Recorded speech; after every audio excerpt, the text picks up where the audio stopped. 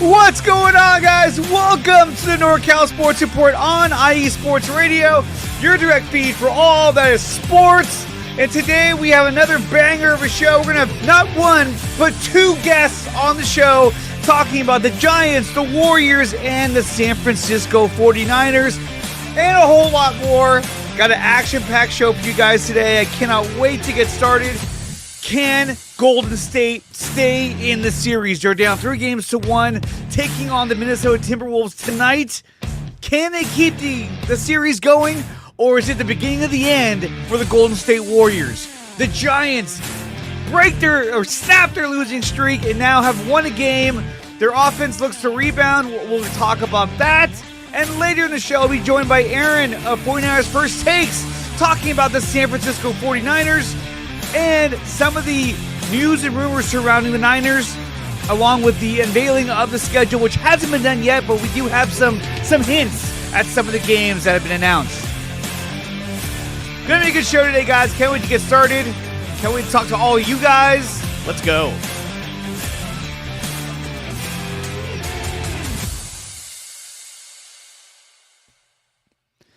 What's up, everybody? Welcome to NorCal Sports Report on IE Sports Radio, your direct feed for all that is sports. Today, we're going to have a banger of a show. I got my friend Drew Foerder coming on here. We're going to be talking about the Golden State Warriors, a little San Francisco Giants. Later, Aaron from 49ers First Takes will be joining us to talk about the San Francisco 49ers, which is going to be kick-ass. So we got an action-packed show for you guys. We got Bebop Jones in the chat saying, "Go Niners!" Hell yeah, dude. Go Niners. And guys, before we get to all of that, though, remember, you can follow IE Sports Radio on X, Instagram. That's the wrong one. Where did it go? Oh, there it is. On X, Instagram, Facebook, TikTok, and on YouTube, all of which at IE Sports Radio. Go over to IESportsRadio.com for a full listen catalog of all the shows and the hosts of all the shows that IE Sports has to offer. Go to IESportsRadio.com/shop to pick up some merchandise for the show, or from the shows. It's a great way to support the channel. And of course, you can find IE Sports Radio wherever you find your podcast. May it be Apple Podcasts, Google Podcasts, wherever you find podcasts, you'll find IE Sports Radio. IE Sports Radio is also brought to you by Planet Jerky Premium Brisket Beef Jerky. It's a jerky. It's on a whole other planet. I'm loving Planet Jerky. You can place an order for this delicious jerky over at planetjerky.net or follow them on Instagram over at Planet Jerky. IE Sports Radio is also proudly partnered with Vital Apparel, a brand that not only fits great but promotes and donates to mental health research. Use promo code IESR, all in caps, to get an additional 15% off your purchase over at Vital Apparel, and help Vital Apparel on their amazing journey to support and promote mental health research. It's a real thing, guys. Definitely check that out. We're also brought to you by Seal the Deal Wax Seals. You can buy these wax seals, which I had to explain to Drew last week. They're used for envelopes for weddings, birthday parties, celebrations. You can buy these wax seals over at IESportsRadio.com/Seal the Deal Wax Seals. You can also follow them over at Seal the Deal Wax Seals, or Seal the Deal _wax stamps over on Instagram. So guys, when we come back, I'm going to be joined by Drew Foerder and talking about the Golden State Warriors and a little bit of San Francisco Giants. Guys, you're listening to the NorCal Sports Report on IE Sports Radio, your direct feed for all that is sports.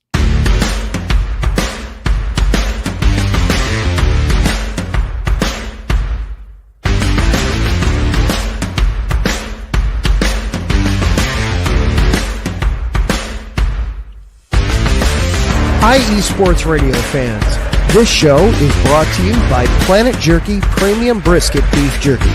Planet Jerky is the official jerky of the 2022 California League champion Lake Elsinore Storm, single-A affiliate of the San Diego Padres.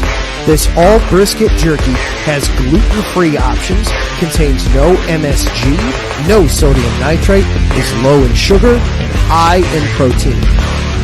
Go to their website at planetjerky.net and follow them on Instagram at Planet Jerky. Planet Jerky, the jerky that's on a whole other planet.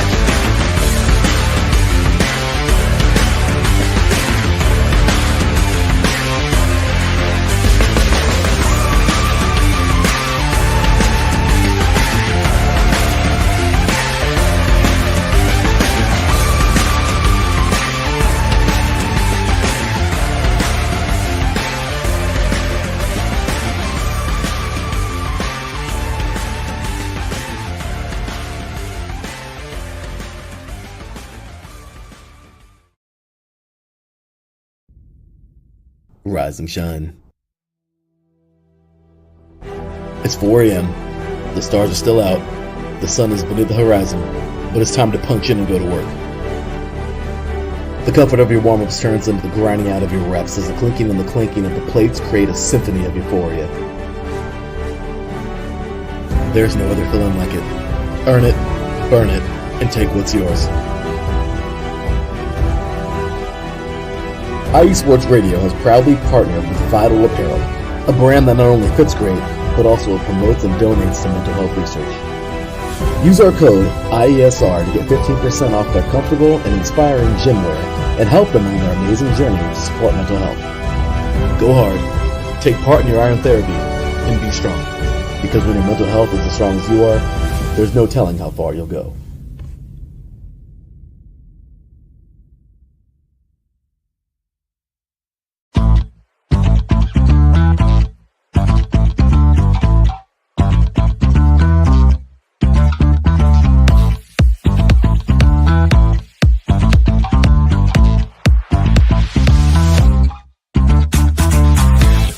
Hey there, IE Sports Radio fans. Be sure to check out our sponsor, Seal the Deal Wax Seals by Cecilia B. You just finished your very own wedding or baby shower invitations and you're looking for that extra special touch? Maybe you just wrote a letter to a relative or a friend and you want to add to their smile when they receive it. Then seal the deal with Cecilia's handmade sealing wax stamps for your invitations, letters, and gifts. You bring the deal, we'll bring the seal. You can find them on Instagram at sealthedeal_wax stamps and on Facebook, Seal the Deal Wax Seals.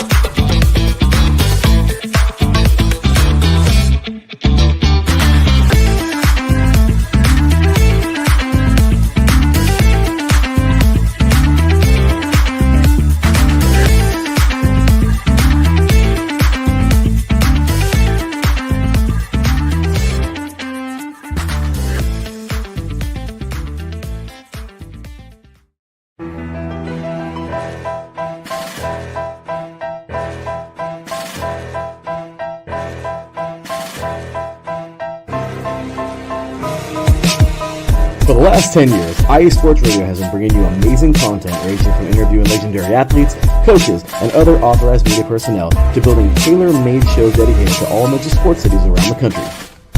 Make sure to follow us at IE Sports Radio on X, Instagram, Facebook, TikTok, and YouTube to keep up with the latest in sports and with all of our shows. Also, make sure to check out our daily updated website at iesportsradio.com. At iesportsradio.com, you can see our daily show schedule and check out all of our show pages with personal bios to learn a little bit more about each of our awesome hosts. In addition to our show pages, you can catch the IE Sports Radio blog, Hall of Fame, Fans of the Month page, and our merchandise shop including t-shirts, tank tops, caps, long sleeves, hoodies, and more. For now over a decade here at IE Sports Radio, we've continued to be by the fans, for the fans, and we thank you all for your support and for making IE Sports Radio your direct feed for all that is sports.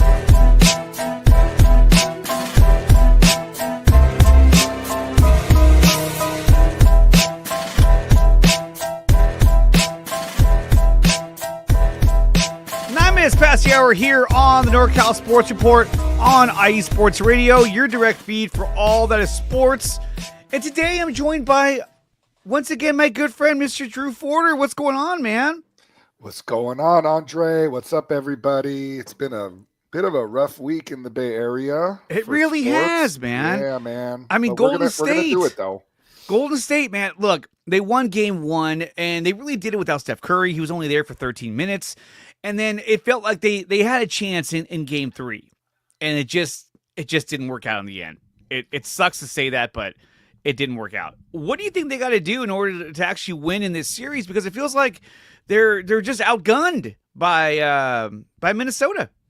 Well, just going back to Game 3. Game 3 was for me. Game 3 was the series because if they were able to win Game 3, and they were, Yeah. I mean, they were winning the game in the fourth quarter.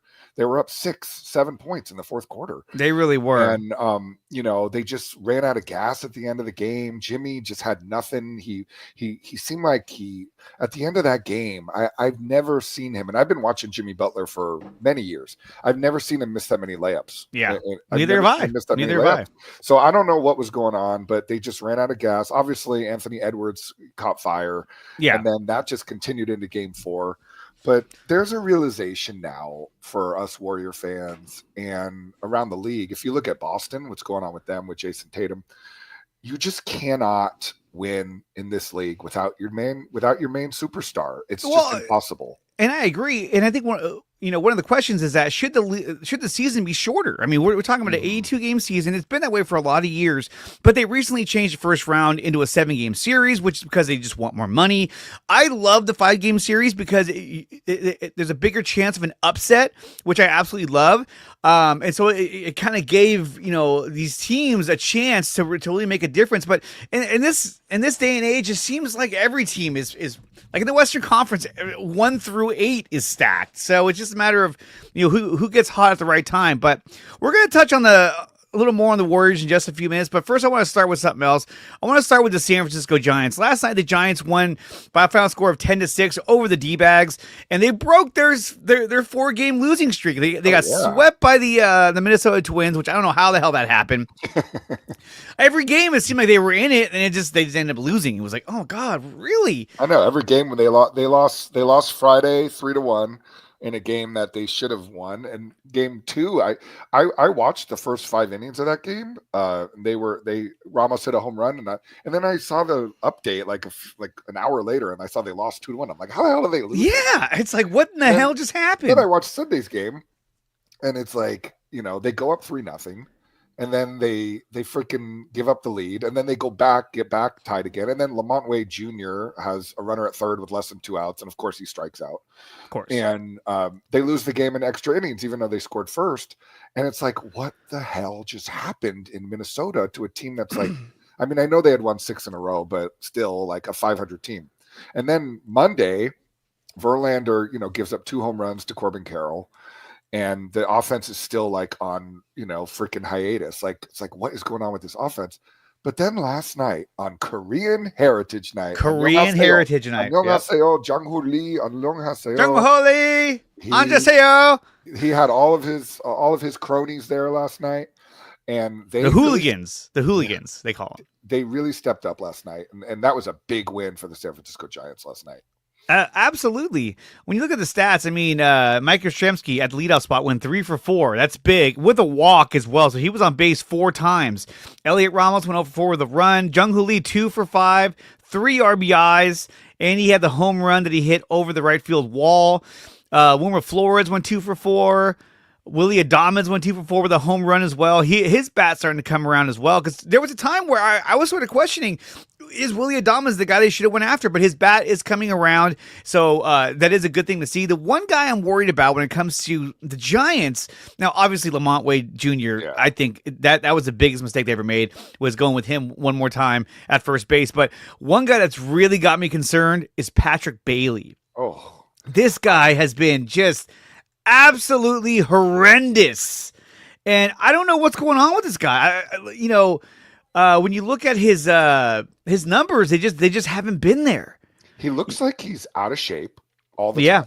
And when I say out of shape, I'm not talking about overweight. I'm talking about he does not have the strength. He does not have the conditioning, in my opinion, over the last 2 to 3 years for him to be able to take the load of being an everyday catcher in the big leagues. And he's not even really like, at first they thought he was this amazing defensive catcher and throw guys out. He's not even doing that. He's not even doing that, no. And honestly, Trey, and all you out there, I never thought I would say this, but I miss Joey Bart. I freaking miss Joey Bart. I can't believe that they gave up on Joey Bart for a guy I forgot his name now. They signed a backup catcher who never even played. He played 3 games. He got hurt. I think he's still on the roster, hurt somewhere. Yeah.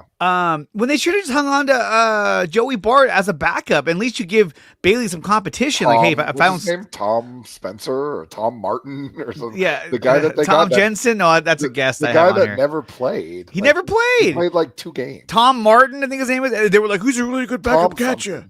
Yeah, and he's been hurt. But Patrick Bailey, I mean, against righties, he's batting 190. Against lefties, he's batting 143.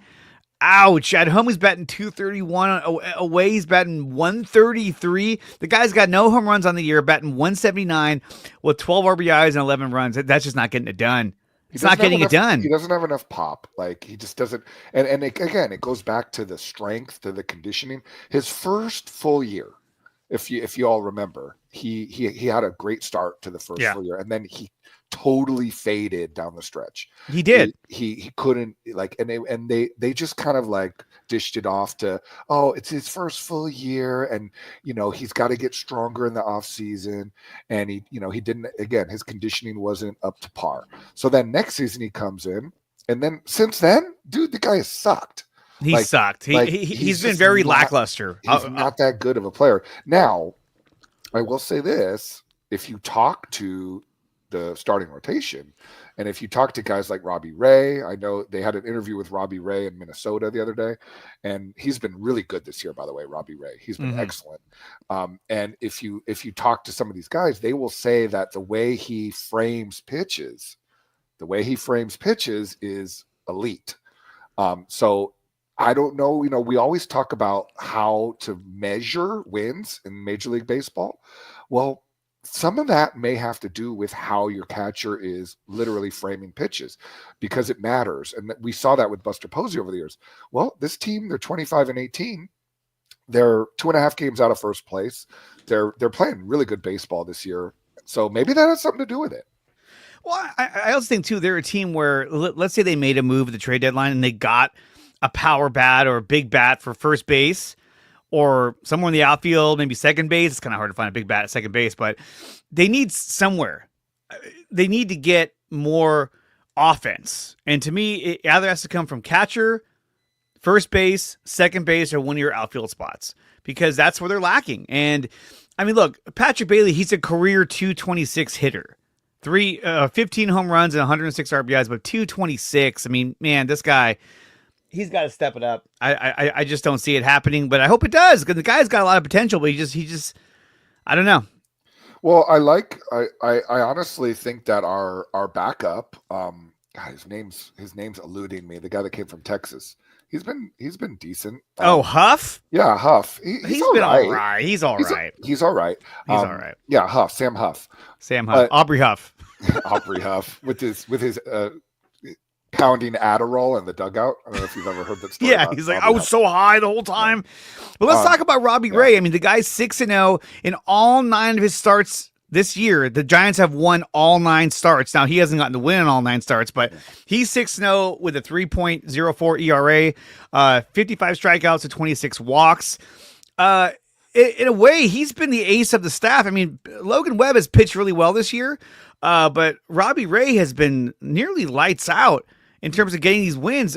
What do you think so far about Robbie Ray? I mean, this is a guy I hoped would be as good as he's playing now, but and he's pulling it off, so this is great. One of the very few, and believe me, I can count them on one hand, one of the very few moves that Farhan made that made sense to me. That was a sneaky move.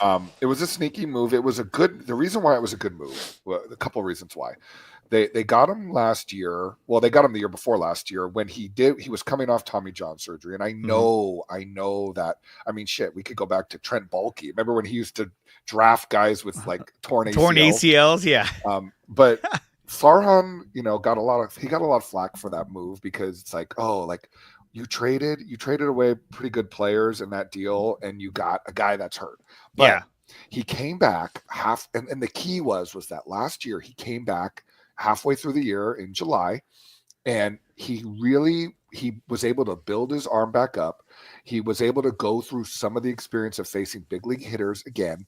And this year, from the moment they got back in, when they reported to camp, when they got to spring training, I mean, the team really looked great in spring training, and they've carried that into the regular season. But he really looked ready this year. And I mean, that guy, his stuff is elite. Like, he's throwing high 90s. He's got great off-speed stuff. He's usually got pretty good command. He's had a few starts this year where he's had rough first innings, where he's had a hard time getting through the first inning. But he's got elite stuff, and it really helps this rotation to be able to have that lefty-righty combo. Yeah. And their rotation has been solid. Like Jordan Hicks, who's pitching today at 12:45, right when we get off the air here, he has been solid. Like, I mean, I know that he's had a couple rough outings, but he's been able to give them enough innings. His stuff still looks good. He looks stronger than he did last year. Justin Verlander, he hasn't been bad. I know he's 0-4, but he hasn't gotten a lot of run support. He hasn't given up that many runs. He's got an ERA in the like high 3s, low 4s. And then Logan Webb has been solid. We've got, Landon Roop has been up and down, but we've got Kyle Harrison. We've got Carson Wisenhunt in the wings. So their pitching, dude, has been solid this year. Well, it hasn't, but I'm surprised that Landon Roop hasn't been replaced by, let's say, Hayden Birdsong. I think Birdsong's numbers have been better. And Roop, he's had stretches where he looks really good, and then all of a sudden he'll kind of blow up. When you look at Jordan Hicks, towards the middle of April, he was actually towards the end of April, I should say, he was getting lit up. I mean, the Yankee game, the Philly game, and the Milwaukee game, talking about 7 earned, 5 earned, and 5 earned. But since then, his past, his past 4 starts, he's only allowed 2 earned runs, 3 earned runs, 3 earned runs, 0 earned runs. Well, he hasn't pitched yet today, but still keeping it at 3 or lower, that's really great. And so he's been playing a lot better, pitching a lot better in these past few games. Granted, it's against Texas, Colorado, and even against Minnesota, who they lost to. He pitched 6 innings, struck out 6, and only gave up 3 earned runs with 0 walks. So that's good for Jordan Hicks. And we know the potential's always been there because he's got the stuff. It's a matter of does he have the longevity? That's what a lot of girls say about Drew. He has the stuff, but does he have the longevity? And that is decreasing as I get older, as we both know. But I will say this, man. I will say this about Jordan Hicks. He looks a lot better. If you go back and look at his starts in May of last year, he was already starting to fade. They were already starting to move. It was so bad. They were already considering moving him. And think about this roster, the way it's constructed right now. They have an opportunity. They have a tremendous opportunity to go into the second half of the year with not only the depth that they have in their starting rotation, but they have the opportunity to go to Birdsong if they want to, like you just mentioned. And I think they will. And I think that this regime now, and I love the way that Buster Posey is working with Bob Melvin and not against him like Farhan was, really. They seem to be on the same page when it comes to how to manage their pitching staff. I know that a lot of people, including me, are kind of thinking, why the hell is Camilo Duvall not closing? But again, they are looking at the long term. They're looking at not only this year, but they're looking at the future. They said it 3 years ago. I said it 3 years ago. I believe this team is going to be back in the World Series in the next 5 years. I really believe that. I think that they have an opportunity with the way that they've constructed this roster, with the young players they have coming up, but mainly their pitching. I think their pitching, again, going back to the glory years, 2010, 2012, 2014, they have an opportunity to really be special. And Tyler Rogers has been good. He had a bad outing a few games ago, but they have the pitching to compete in this division, which is really difficult, obviously. I mean, Camilo Duvall, on the year, he has a 1.37 ERA with a .76 whip. This guy's been pitching phenomenal. Yeah, it's essentially lights out, and he's been really good. But it's a lot of teams would say, okay, Ryan Walker, you're out. Camilo, you're in. And the moment Camilo struggles, then the whole bullpen is like, oh, we're fucked. But they haven't done that, and they stuck with Ryan Walker because they're like, hey, we made a decision, we believe in you, and we got guys that back you up. But I would agree with you that the next 5 years, I think they do have a shot to get back to the World Series. I'd say with Buster Posey in charge, I agree. With Farhan, no. We don't have a shot in hell of getting back, and even in the playoffs with Farhan. I'm so glad he's gone. The best thing that happened to this organization was Buster Posey coming in. I mean, it was great that he came in as an advisor and he was part of the minority ownership group. But when they announced that he was going to be the president of baseball operations, and they brought in a great GM that had been with the organization, they got rid of that guy that they brought in from Houston who sucked, and honestly, Pete Patillo, he was horrible. Yeah, horrible. So they really cleaned house. I like what they've done with their coaching staff. I like the fact that they got a guy like Matt Williams. Matt Williams is a great leader in the clubhouse. They've got guys. He was a manager for the Washington Nationals. He made a bad call in the playoff game, but still. I mean, that was what got him fired ultimately. But was Zimmerman when he took him out? He took out Zimmerman and he brought in a guy named Drew Storen. Drew Storen is like the master of all. I'm going to come in and blow this save. Like he's a choke artist. Always has been. And what he did was incomprehensible. Matt Williams, you have a guy that's rolling. He was under 100 pitches. Yeah. And like the Giants had done nothing against him all night long. It was a cold night, game 2 of that series. And not to go off on a tangent, but this was a great game to talk about. And freaking he gives up one base hit, or it may have even been a walk. I can't remember. I think it was a base hit. And unbelievably, it was Buster Posey who got the hit. Unbelievably, he goes to Drew Storen, and right away, I think it was another base hit, and Posey may have got the second hit, and then Panda with that double down the line, and then the Giants go on to win that game. Like that is the kind of decision that gets you fired. Yeah, absolutely, and it did get him fired. So the Giants but he's a great influence on the team right now. Yeah, and then just to add to that, like they brought in a guy who, again, these are small moves that make a difference. Damon Minor, remember he used to grin like this, like he had like a grimace, but he's been the manager down. He was a manager hitting coach down in AAA, and they brought him in to be the lead hitting coach along with Pat Burrell, who was kind of struggling last year. These little moves that they made make a huge difference. Yeah, absolutely. And the Giants, they played today at 12:45. Definitely check that out against the Arizona D-Bags. And they look to take the series as they've tied the series 1-1, looking to take the series lead 2 games to 1. But we'll see how that turns out at 12:45. Giants snap a 4-game losing streak. They get a good win last night. They got who's pitching today? It's Hicks on the mound for the Giants. Yeah, Jordan Hicks. So we'll see how that pans out. So let's switch gears now. We're talking about the Golden State Warriors. Now the Warriors, after game 1, we felt really positive about how the Warriors can approach the T-Wolves in the series. Now they find themselves down 3-1 to Minnesota. Jimmy Butler, can he lead them back into this series? Because we know that Steph Curry has been ruled out of game 5, which I thought this would be the game he might come back. But the fact that it's on the road, I doubt it. And he's not going to be coming back. Can Golden State get back in this series? Or do you think it's lights out for the Warriors? I think you're going to know by halftime. I really believe. I think by the half tonight, by the game's at 6:30, by about 7:45, we'll know. I think it's going to be very difficult for them for a number of reasons. Number one, Anthony Edwards, dude. This guy, he is on fire right now. Like that and that 3 that he hit. The Warriors. Let's go back to game 4 for a minute here. The Warriors played pretty damn good in the first half of that game. Like they were up 7 at one time, and they were up 5 with 8 seconds left going into the in the half, and they allowed Edwards to dribble up through half court, and they allowed him to hit that shot. And yes, Chris, I agree with you. One of the issues right now with this team is that we don't have shooters, and Brandon Podziemski is having the series from hell. He absolutely is. And it's not like they're D'ing him up and they're shutting him down. He just can't hit a shot.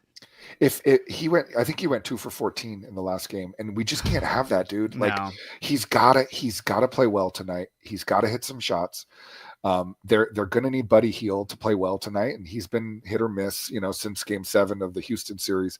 And they might need a guy like Quentin Post. We've talked about him to come in and play well. I know the reserves came in and played well again at the end of game 4, but Jimmy looks like he's on like his last legs. And then here's the thing that could happen tonight, which I hope doesn't happen. Draymond could get tossed tonight. Like he could just be like, Like, Fuck it. I'm just gonna go off on somebody like Rudy Gobert. And if he does that and he gets tossed, dude, sayonara, this thing is over. Well, according to Steve Kerr, he was on with Willard and Dibbs, and here's a quote from that show. When they asked him, what was the mood of the team last night on the plane and today, Kerr said, defiant. The group is this is a proud group. This is a 7-game series for a reason. There's a lot of basketball we played, so we're so excited about tomorrow. Cool. That's awesome. Does that mean they're going to win? Probably not, but we're going to see, the sense of urgency that they come out with. I mean, this is do or die for them. So they should put up a stronger effort against the Timberwolves. And I'll tell you this, there hasn't really been anything that Minnesota has done that I'm like, oh man, whew. No, this is a lot. Like there were things that Houston would do defensively that I was like, how the hell are we going to get past these guys? Yeah. Their defense hasn't been that great. Their rotations haven't been that great. The problem is that without Steph Curry, their offense has been out of whack, which now you have their defense is now becoming out of whack at times because nothing is flowing properly. So you could argue, yes, the Timberwolves are playing pretty good defense, but I don't think it's the defense of the Wolves that's disrupting the offense. It's the fact that they don't have a Steph Curry to run their offense that's disrupting the Warriors' offense. They look confused. They're out of place, and none of guys are stepping up. Jonathan Kuminga playing out of his mind. Fucking love the guy. Butler, he's trying. But the guys who are killing us, Moses Moody, gone. I don't know where he's at anymore. Quentin Post, well, you know what? Jackson Davis is playing better. He's more physical. I like that move.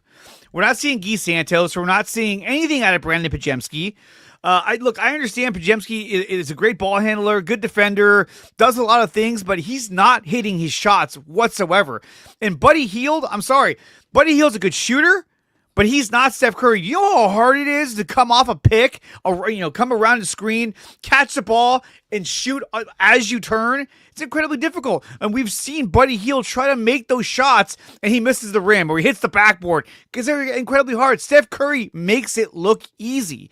And I think that they're trying to run plays for Buddy Hield that Steph Curry would do, but he's not as athletic and as talented as Steph Curry. And that's not a knock on Buddy Hield.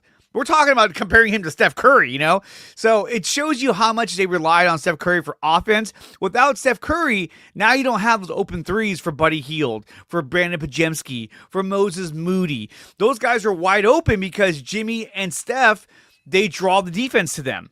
And now you don't have that. And so now you're asking guys like Draymond Green to shoot fucking 10 threes a game, which look, he makes a three now and then, but sometimes I'm like, dude, the offense should not be going through Draymond Green. At all.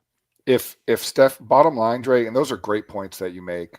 Bottom line, if Steph Curry was playing in this series, we'd be up 3-1. At the very least 2-2. At the very least. I'm telling you, I've been watching this team for a long time, and I followed them all year. Like I told you, I've been on a few road trips. They would be up 3-1 in this series. They would have the same thing would have happened in Minnesota. Same thing would have happened in basically the same thing that happened in Houston. They would have split the first two with Curry, and then Curry would have made the plays in both of those fourth quarters at home. He would have made the plays, and they would have probably gone back to Minnesota. They would have lost Game 5, and they would have closed it out. Here's the thing, dude, and I appreciate I really do appreciate the positivity from our fans, and especially on this show. But here's the grim reality. What you just said makes so much sense, Drake. Steph Curry, he changes the way that this team plays offensively. He's constantly on the move. He's constantly coming off screens, and he's creating space for others to be successful. And without him on the floor, what we've seen is that we've needed to pick up the slack in other areas of our team.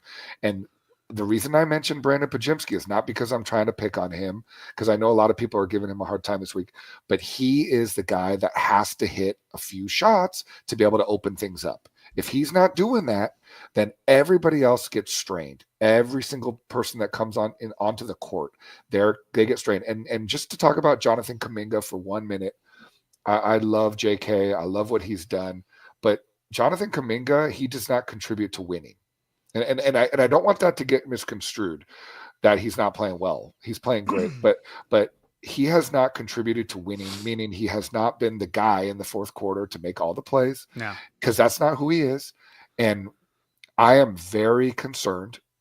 Chris, you read my mind, dude. I am very concerned that this could be his last game as a Warrior. And the reason why is because he has shown other teams in the association, because these teams are not stupid. They're watching, that he can be a guy for them, especially in a different kind of offense. And he will be a guy for them. And he's a restricted free agent next year. And I do believe that Steve Kerr and the organization, they have really bungled the Jonathan Kuminga situation. Absolutely. I think he's a sign and trade candidate. And look, there's a reason why Kuminga is smiling when he's on the court in these playoff games, because he knows, like, dude, I look so good right now. I'm going to get a fat contract sign and trade. This is going to be great. So more playtime for him, the better. So he's like, hey, if we win this series, that'd be great. He had 23 points last night or the other night. Yeah.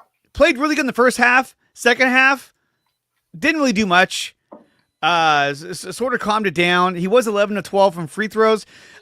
He was what we needed if we had Steph Curry in the game and we had Kuminga doing that. Ball game. There's no way you can stop Kuminga, Butler, and Steph Curry at the same time. So without Steph Curry, though, we saw even in Game 3, they were almost hesitant to shoot three-pointers. And not only that, but in what is it, Game 4, Pajemski, 11 points. He shot 3 for 14 from the field, 0 for 4 from 3. He was a -9 on the court. Jimmy Butler had 14 points. He was 5 of 9 from the field, 4 of 5 from free throws. That was it.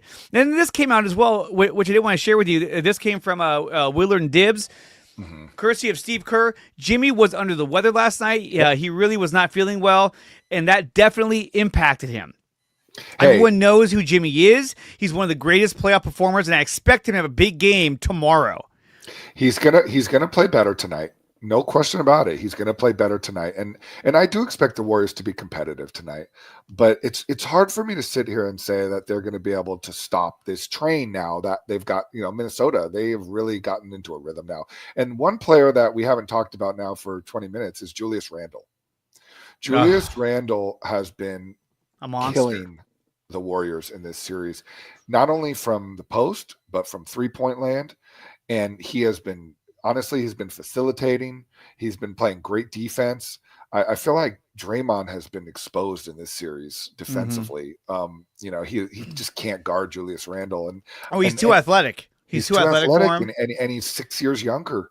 Yeah. And, maybe back in the day, Draymond could guard Julius Randle, but he's just not that player anymore. And this brings us to a question about Draymond. Like, the Warriors are going to have to make some decisions, because I know we're not in the postmortem yet. And I know on Willard and Dibbs, they're still kind of, I was listening to them too yesterday, and they're still talking about that there's some hope here. But, especially if we win tonight, Curry could come back potentially on Sunday for Game 6, and who knows, maybe they get to a Game 7. But we need to talk about this Giannis Antetokounmpo situation. Absolutely. Because, dude, you want to get some ratings on this show? Let's talk about Giannis Antetokounmpo, because that could be a very interesting situation. When you look at one thing that I do every year is I always look at our contract situation with our teams, and Draymond Green, he's a guy that the Warriors could potentially move in a deal because of his salary. I know it would only cover half of Giannis's $58 million or whatever that he makes, but Draymond would definitely be part of that. I think Kuminga could potentially be part of a deal like that. And, just think about this. Just think about it. Dream it. Dream this, Chris, because I know you want to see a winner, right? Think about Giannis Antetokounmpo, Steph Curry, and Jimmy Butler together. That's really good. That is a great trio. That's a championship trio. We're talking about Giannis, who's 30 years old. He's in his prime right now, averaging 30 points a game, 11 rebounds, 6.5 assists. And he's a threat down low. He drives the ball, to the hoop. So imagine him driving that ball and kicking out to Steph Curry.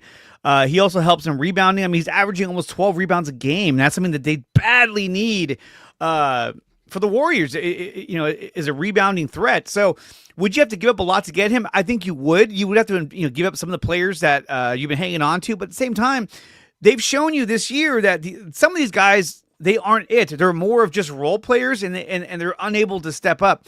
I like Podziemski a lot. He does a lot of cool things. And in fact, Steve Kerr mentioned that one of the things he loves the most about Podziemski is that he reads the game, he handles the ball, he passes, he's a great rebounder, he sees things defensively, so he's always in the right spot. Mm-hmm. And the game just connects when he's out there. It's just it just makes a lot of sense for the rest of the group. The problem is he can't hit a shot right now. I mean, we saw his numbers in the last game. I mean, the guy was, what was it? He was 3 for 14. Yeah, if I thought Podziemski scores 3 for 14. If Podziemski scores 10 more points, we win that game. And I don't think, and here's the thing, I don't think that, honestly, I don't want to give up Brendan Podziemski in a trade. I don't. But this series might be a series that shows teams, you know what? I don't want him as much as I want maybe like a Moses Moody, because the guy's athletic, he's got long arms. But I'm just thinking about our team right now. I'm thinking about like what works for our team, and I don't want to give up Brendan Podziemski. I agree with Steve Kerr on this. I like him defensively. He reminds me a lot of Manu Ginobili, and I know that he's not going to be Manu Ginobili, but Manu Ginobili was that kind of a player, a lefty that was always in the right place defensively, and I think he has the potential to get to that point. So no, I wouldn't want to get rid of him. And Moses Moody, Jonathan Kuminga, obviously Draymond Green. Those are 3 guys right there that you could put together, with some draft picks, and maybe even throw in Buddy Hield, who makes $12-13 million a year, and you could potentially match a deal for Giannis Antetokounmpo. Now, what are you going to have left over? You're going to have Steph Curry. You're going to have Jimmy Butler. You're going to have Quentin Post. You're going to have Brendan Podziemski. You're not going to have a lot left over, but. Mm-mm. A guy like Giannis, dude, what he, not only does he have a relationship with Steph Curry, not only has he shown interest in getting out of Milwaukee, because they're a mess right now, and Lillard's going to be out for the entire season. Signing with them long term was the biggest mistake he ever made. When he signed that contract, I thought, why would you sign with the Milwaukee Bucks? That's not a franchise that's going to continue to push your envelope to get you a title. It's not. I'm sorry. And one thing that we're learning this postseason, and we need to do a talk about this postseason, because, dude, this is one of the most interesting NBA postseasons I've ever seen. I cannot get over the fact this morning. I cannot comprehend the fact that the Boston Celtics are not only going to get eliminated tonight, okay, most likely, but they're going to be without Jason Tatum for the entire season next year. Blown Achilles. Like that is ridiculous to me. Like, my mind is blown. So for Giannis, what he has to be thinking about, dude, is like, the NBA life is short.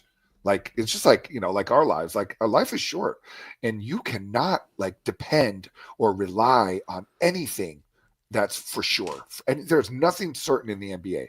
I mean, I do believe that the Oklahoma City Thunder are going to win the NBA championship. That, in my mind right now, is certain.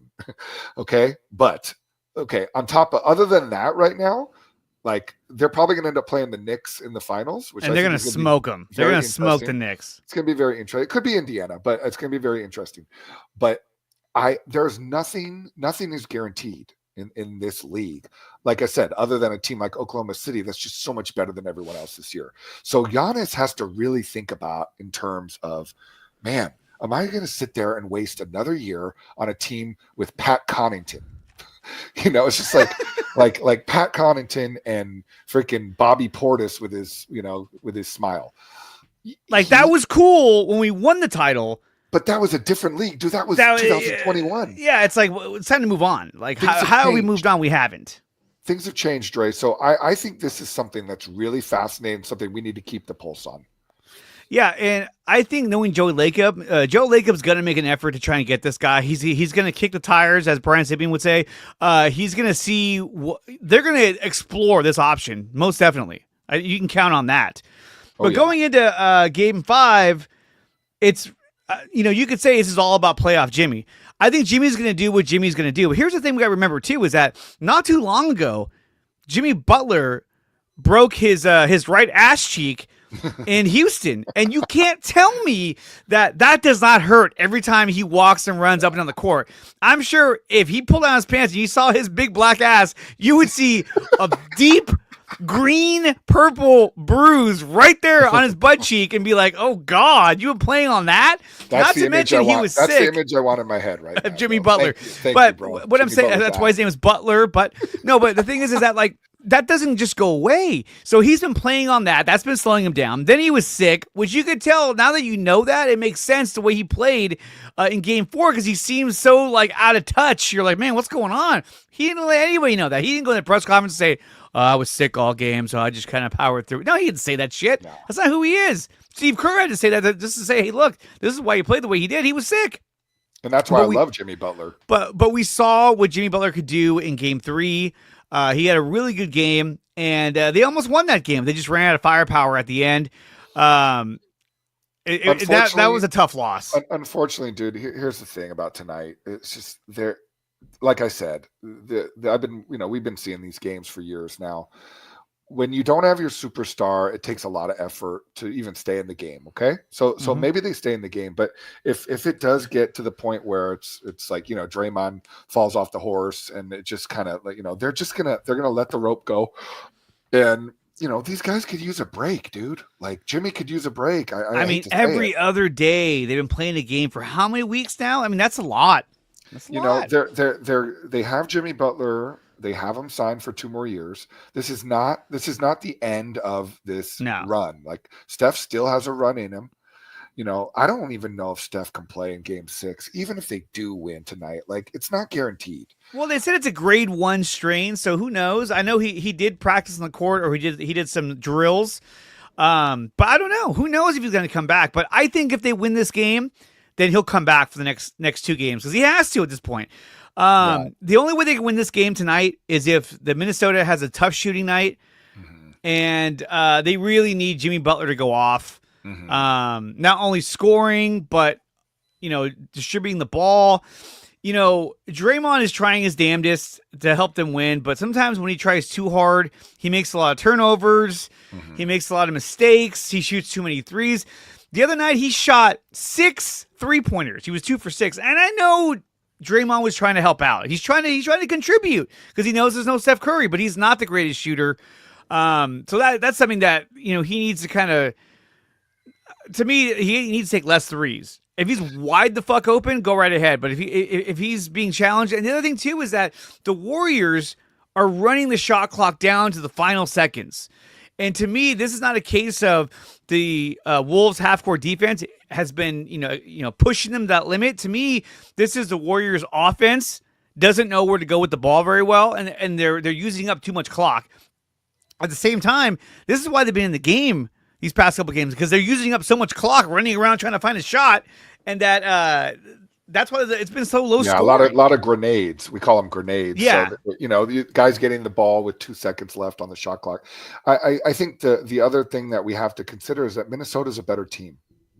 I don't want to. I mean, they're younger, definitely. I don't want to say it and have people come at me. But even with Steph Curry, I'm not saying. I do believe the Warriors would have won this series with Steph Curry. But as they're constructed right this moment, just think about their team right now. Okay, they got Mike Conley, he's distributing, he's making some shots. 36. Okay, he's 36, but he's looked better the last couple games. Yeah, they got DiVincenzo, who's looked a little better as the series goes on, and then the 3 guys that to me are just killing us is obviously Ant-Man and Julius Randle and Jaden McDaniels. I mean, these guys are just absolutely killing us from the outside. They're making every shot. They've got their confidence. And the thing that scares me about tonight is that, Game 1, they didn't play well at the Target Center, the T-Wolves. They were awful. And we talked about that last week. They were horrible. But that was honestly, that was more of an admiration, really, than anything else. Game 2, they were better, but they still didn't really shoot the ball that well. But I think they're due for a good shooting game at home. We'll see. If that happens, we're done. They're up 3-1, so this could be a case where they sort of let off the gas a little bit, like, hey, we got this. Although they're a team now, when you talk about age-wise, right, you got Rudy Gobert is 32. You got Anthony Edwards, who's 30 years old. I want to say Julius Randle are at the same age. Anthony Edwards is not 30 years old, bro. How old is he? He's 22 years old. Is he 22? Anthony Edwards? Are you smoking? I'm tripping. I think you had too many wax seals on your face or something. You got high off the wax seals. How old is he? He's like 22 years old, bro. But all these guys are in their prime, is what I'm trying to say. Like, they got a lot of guys who are in their prime and are they're tough to beat. And not only that, but these guys, they were in the Western Conference Finals last year. Yeah. And so now they're at a point where they've been experienced enough to where they're like, hey, we understand the complexity of this game. Yes, they do. And we know that, like, hey, we need to put these guys out now. If you allow them to win this game, you run the chance of running to a game 7, especially if Steph Curry is going to come back. And that's going to revitalize a lot of these guys on the Warriors because, look, I've been happy with Trace Jackson Davis. I love what he's been able to do. Yeah. He's better at rebounding, better at scoring. And I think when it comes to Quentin Post, this is not the series for him. These guys are too big, too physical, and he's not hitting his shot. He's not even getting his shot. So I like the change of going with Trace Jackson Davis, and I think he's been good. I mean, granted, he was a negative 18, his plus minus, but the whole team was negative, so it doesn't really matter. And what's funny is that all the backups, they were all plus 14, but that was when they came in the game later. That was when they came in the game later. They're gonna have to play a perfect game tonight, the Warriors. And then don't discount the championship DNA that we have. Like, exactly. I mean, I believe Draymond's going to come out tonight with some good positive energy, and I do believe that Jimmy Butler's going to play better.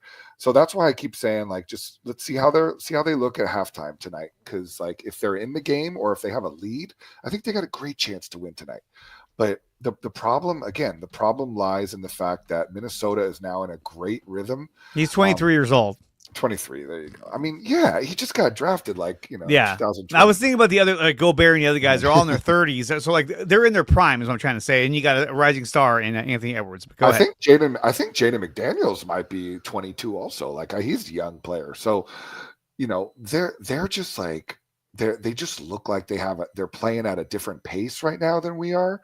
And again, they've got a great coach, Chris Finch. He's a great coach. He's said all the right things in this series. He said the right things after game 1. He got Anthony Edwards going, but he did it. They seem to have mutual respect for each other. And Edwards, I mean, what more can I say about this young man? He is like, he's the only guy that I've seen in the league that can taunt the other team, but do it in a cool way that you don't get angry at him. I'm watching him like look at the Warriors bench after making these shots, and I'll have nothing but respect for him. Like, he's really good. He's going to win a championship. You can just see it in his face. He looks like Michael Jordan. Isn't this the case where, these players, they get drafted by these teams, and he's on Minnesota right now, and it just kind of feels like eventually he's going to hit free agency. He's going to go somewhere else. He's going to go to New York. He's going to go to LA. He's going to go somewhere where there's a bigger market. And these smaller market teams, like right now, this is the best shot Minnesota has to win a championship. But I still don't think that they can get past OKC or even Denver. I think Denver could beat them. But the thing is that in the next 4 years, they can be in the mix while he's still under contract. Yeah. And yes, you're right. He is going to go eventually. He could go to Boston. He could go anywhere. Yeah. He could come to the Warriors, which again is not likely. No. But he right now he's in his, like, he is in his pre-prime, and he's already playing like he's in his prime. The Warriors don't have an answer for this guy right now. They can't guard him. They don't have anybody. GP2, by the way, has been a nightmare in the series. Like, I don't know why Steve Kerr continues to play him. I know why he trusts him, but it's just not there for him this year. And they've got to move off of GP2, at least in this series, if they want a chance tonight, because he is getting cooked. Yeah, he can't guard Anthony Edwards. I think Edwards is just too big for him. Normally, GP2 is a solid defender, but he's having a hard time against Anthony Edwards. The guy I'd put on Anthony Edwards is either Jonathan Kuminga or Moses Moody, because you need a guy with size on him. Now, obviously, look, they're going to look to, switch off and try to get like a Bajemski on him. But to me, or he tries to attack Buddy Hield. But to me, you got to have a guy either in Kuminga or Moody to cover Anthony Edwards. In fact, I would argue that you should probably start Kuminga at this point and just have him start on Anthony Edwards. Just to give him a bigger body he has to work around, who's fast, who's athletic, who could also attack the rim, and Edwards has to guard him on defense, So that's what I would do. I know that Podziemski likes to move the ball around a lot, but I think you can roll with Podziemski at guard, Butler, Kuminga, Draymond, and Trayce Jackson-Davis. I don't think Buddy Hield should start. I think Buddy Hield should come off the bench and provide scoring off that bench, because you can't run plays for Buddy Hield like you did for Steph Curry. You got to get them.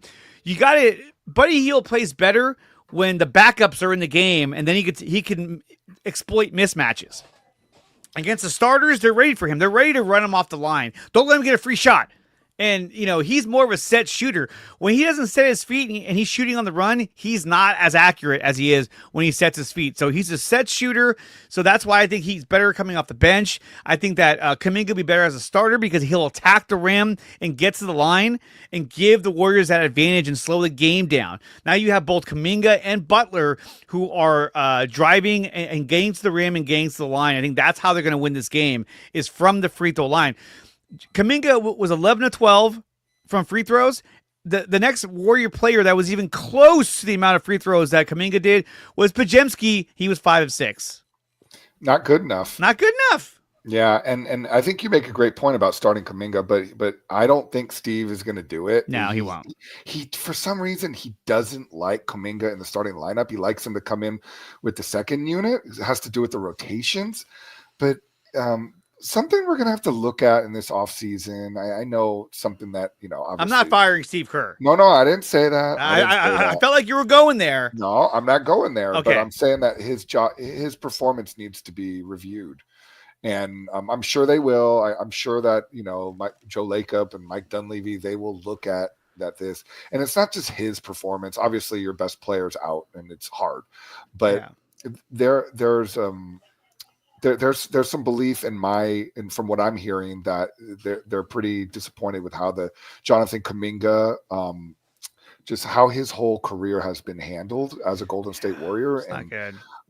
I'm a little bit concerned about that moving forward with future young players. And I don't know how long Steve wants to do this. That's another part of this. I don't know if he's going to, especially after Steph Curry and Draymond leave.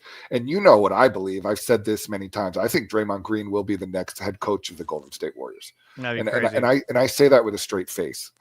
I'm not joking. Like, no, I think they will definitely consider that.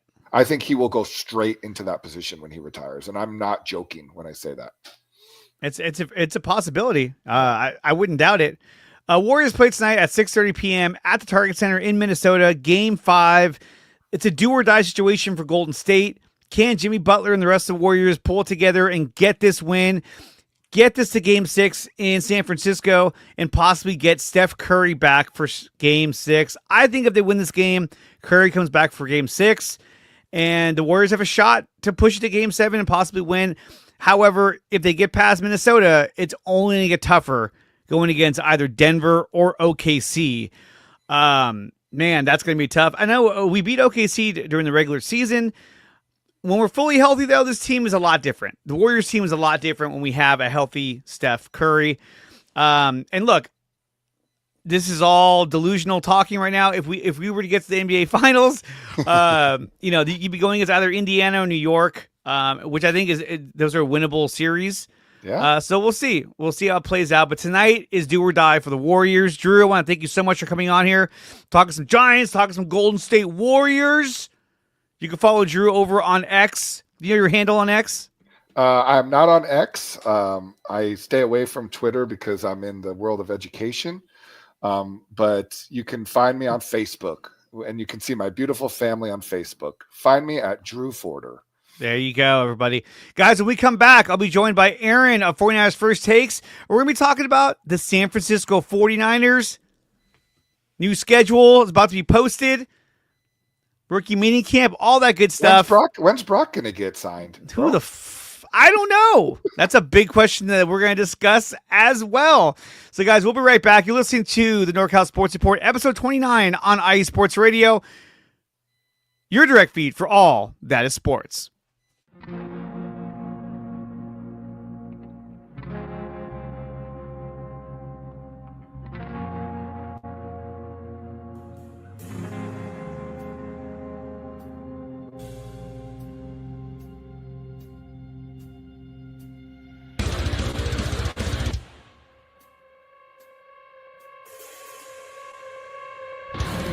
Hello, IE Sports Radio family and other sports families. My name is Alden Kay, and I want to welcome you to the AZ Sports Zone on the IE Sports Radio, your direct feed for all that is sports.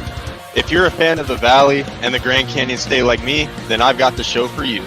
Tune in every week, where I will update you and give you the latest news for the Arizona Cardinals, Phoenix Suns, Arizona Diamondbacks, ASU Sun Devils, U of A Wildcats, GCU Antelope, and of course, the NAU Lumberjacks. Again, if you're a Valley sports fan and like all that is desert sports like me, tune in every week here on the IE Sports Radio, your direct feed for all that is sports. We'll see you then.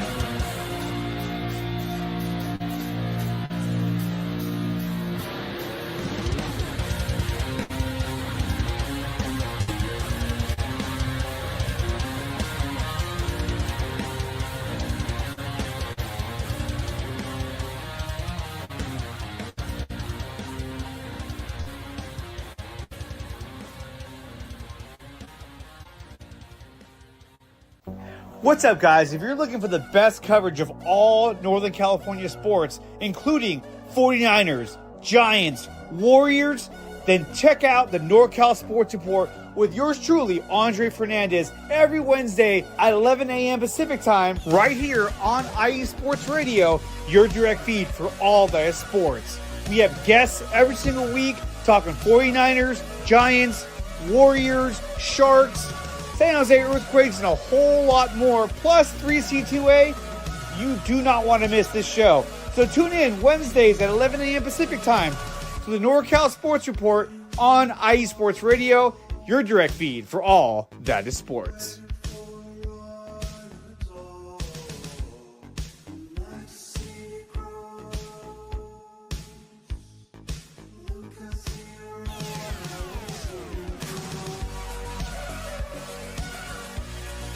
We're into hour number 2. And it's time to talk about the San Francisco 49ers.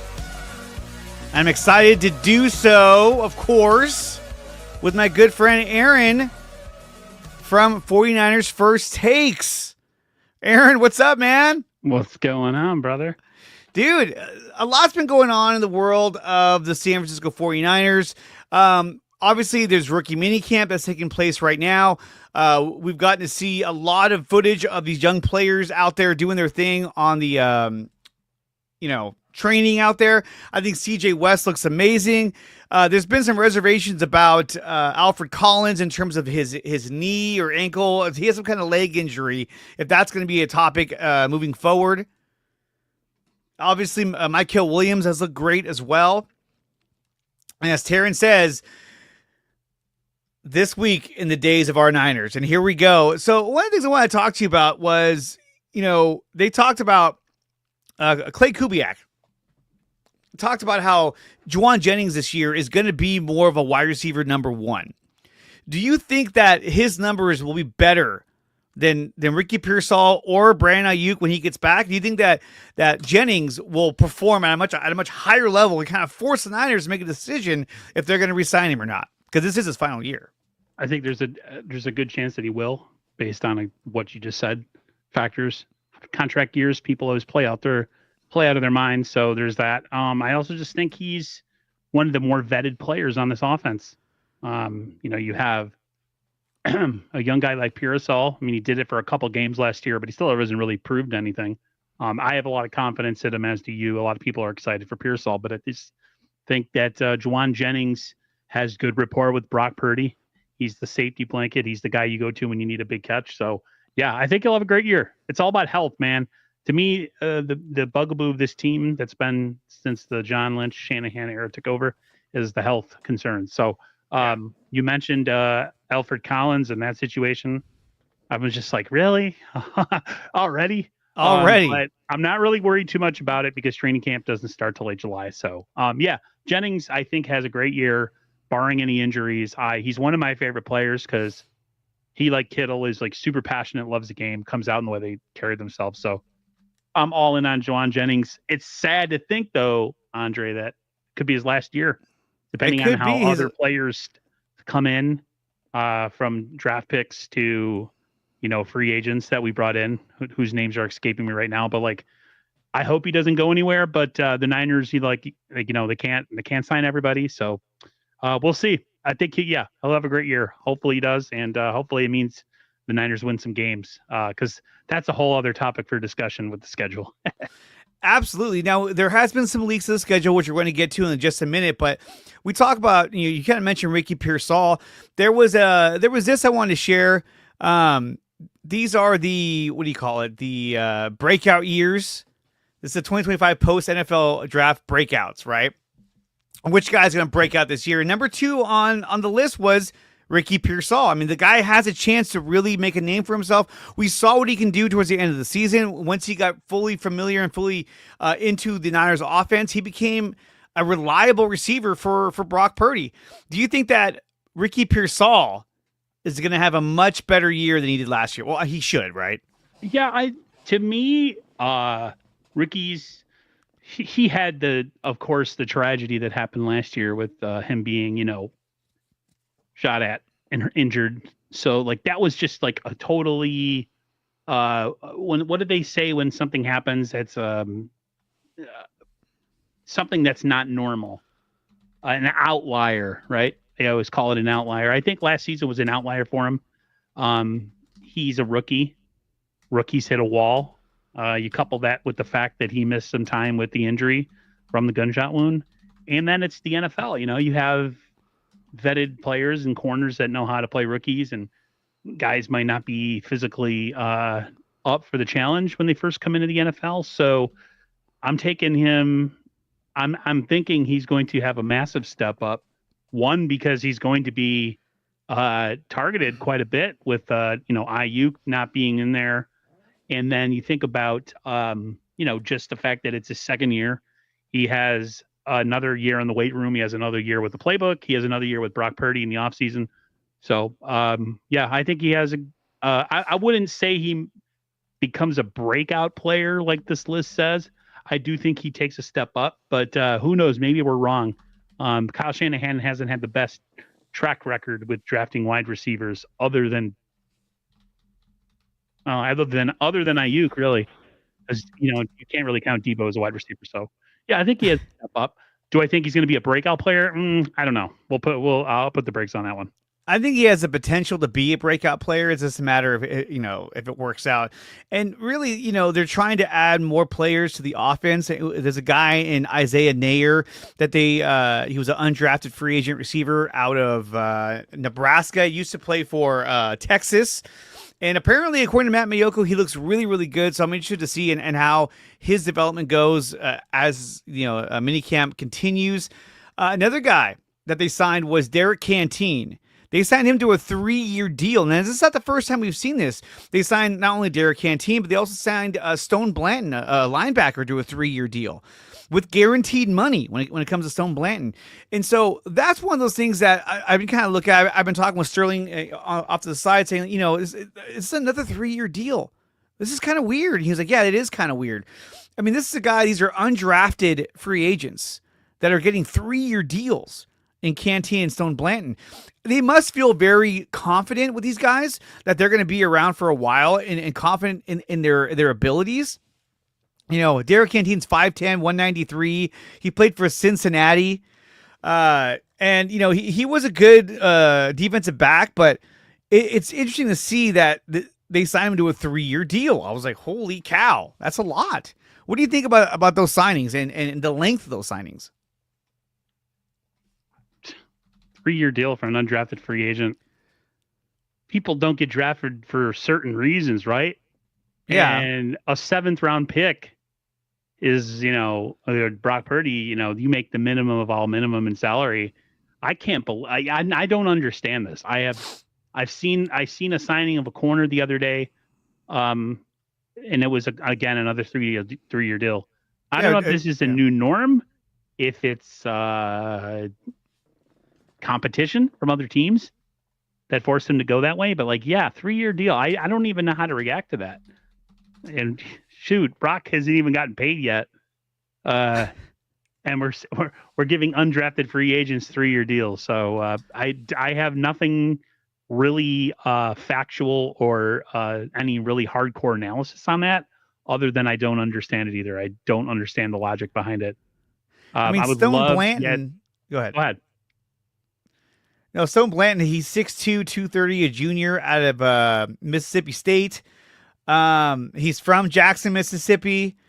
You know, my only assumption is that this is a guy that a lot of teams were trying to sign. And I think that giving him a 3-year deal, giving him some guaranteed money, they were able to sway his decision to come sign with the Niners. Yeah. Because he must have had multiple offers from different teams. And so they said, hey, we'll opt the offer since we saved so much money anyway.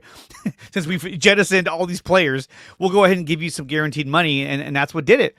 And I don't know about guaranteed money for Derek Canteen, but I mean, last year for Cincinnati, you know, Canteen had 24 tackles. I'm sorry, he had a total of 37 tackles. And he only had 1 pick, but I know that he was a good defensive back in terms of coverage. Maybe this is a guy they're looking to play in the nickel and just to give them more depth in their defensive backs. It looks like they really don't want to go out there and sign a guy like an Asante Samuel Jr. They don't want to bring in a veteran guy. They want to invest in these younger, cheaper players. And so maybe they figure, hey, look, if we get these guys on a 3-year deal, we got them here for the next 3 years, and they're under our control. But then, again, does this fall into that same problem where, you know, you got players making the team because you signed him to a contract? So let's say Derek Canteen shows up in a preseason, he's awful. Are they going to hang on to him because, well, we signed him to a contract, we got to hang on to him? And we saw what happened with that before with guys like Devondre Campbell. We signed him to a deal, we can't just let him go, and he was a cancer. Same thing with who was the corner last year that we signed that we had to keep? Slot corner, absolutely abysmal. His name's not coming. It's not coming. It's not coming. Yeah. He was we had a drafted player who didn't make the final roster, and we had a Womack. Yeah, Womack got cut. Yeah. Yeah, there it is. Thank you, Bebop Jones. Isaac Yadam. Oh my God. He was so awful. He was getting beat left and right. I would love to see. We gotta wait. I would wait for the salary cap implications to come out. There's a couple cap people that we know on X. I'm sure that they'll release the numbers on this deal soon. I would be surprised if it's a 3-year guaranteed deal. It might be 1 year with for Canteen or for Stone Blanton. Either. Well, I know Stone Blanton is getting some guaranteed money. That was announced. What I'm saying is, is it over the 3 years, or is the other years just dead years where, like, you know, they get it's really a 1-year deal, but they say it's a 3-year deal, kind of like that. They've done that before with other players on Spotrac. Kind of like Javon Hargrave. They signed him to a 4-year deal, but it was really a 2-year deal. Yeah, they were like, most of the salary that he was paid in the first 2 years. So I mean, it's not going to cost them much anyway. I mean, look, the cap hit is $844,000 this next year. Next year it goes up to just over $1 million, and again $1,124,000. So there isn't a huge cap hit for the Niners. So I think they just want to invest in younger players and develop them. Some of these guys are on their way out too. I mean, you look at guys like Curtis Robinson. Is he going to be here next year? Probably not, because they just signed Stone Blanton. So let's see what Curtis Robinson has this year, and maybe you move off of him next year if he doesn't succeed. Same thing goes with D. Winters. You know, if he doesn't succeed, you know, you got to invest in guys that can step up and take those spots. Nick Martin's another guy. I think Nick Martin's going to win the starting job over D. Winters, because D. Winters just can't stay healthy. D. Winters, he overruns plays. He makes a lot of mistakes. I think that Nick Martin will end up being the number 2 linebacker next to Fred Warner. I think too. A lot of time I talked about this with Sterling. I feel like the Niners have a lot of belief with Salah being back in their scheme, that they may, like you said, a guy like Asante Samuel isn't a move they make because they believe more in their scheme and what they can do with players and put them in position to be successful. So they signed a lot of big name players over the last couple of years, but they've had some pretty shoddy defensive coordinators. And Well, now you're and coming that's the into- big thing. Getting Robert Saleh back, I think, is going to be huge. Yeah. And there's no guarantee that Robert Saleh is going to stick around after this year.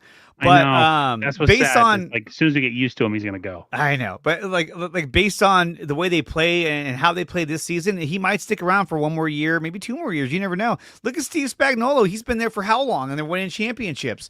So when you look at like Derek Canteen, right, his college career, which he played 5 years in college, he should be a doctor by now. He had 204 tackles, 32 pass deflections, and 9 interceptions. That's pretty good. That's pretty good. 5 of those came in his first year playing for, I don't even know what team this is. GASO. Anyway, he had 5 interceptions that year. And then after that, he only had 1 in some of the following years. But Derek Canteen, a defensive back they brought in to help bolster their defensive back field. And also, of course, Stone Blanton must have been a guy that more teams wanted because, I mean, why are you giving the guy guaranteed money? I don't know. But it's something that they did. So let's talk now about Georgia Southern. Thank you, Taryn. I think that is it. Okay, so let's talk about our next topic, which is the schedule. They have not officially announced the schedule, but there's been leaks everywhere about the schedule that has not been released yet. This comes courtesy of Steph Sanchez. You follow her over on YouTube and on X. These are all of the leaked, rumored games. We're talking about on September 7th, week 1 against the Seahawks in Seattle. This is huge. Talk about raising the stakes in week 1. I love this matchup. Seahawks-Niners in Seattle week 1. That's a game the Niners have to win this game. You can't go up against like a rando team like the Colts and on week 1 be like, well, if we lose, that sucks. If you win, that's great. No, this is a game you have to win. It's a division matchup. And you're forced right off the bat to make your stance in the division. So I love this matchup against the Seahawks week 1. Aaron, what do you think about week 1 against the Seattle Seahawks? I think it's a great opportunity because they have a lot of change on their team as well.